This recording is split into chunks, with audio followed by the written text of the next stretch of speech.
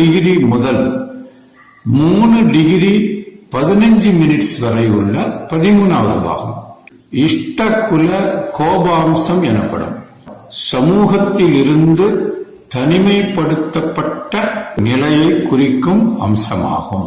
3 degree 15 minutes முதல் 3 degree 30 minutes வரை உள்ள 14வது பாகம் இஷ்டகுல பிரீத்தி அம்சம் எனப்படும். குலத்திற்கு விருப்பம் தரக்கூடிய ஒரு நிலையை குறிக்கும் அம்சமாகும். 3 டிகிரி 30 மினிட்ஸ் முதல் 3 டிகிரி 45 மினிட்ஸ் வரை உள்ள 15வது பாகம் குலக்னாம்சம் எனப்படும்.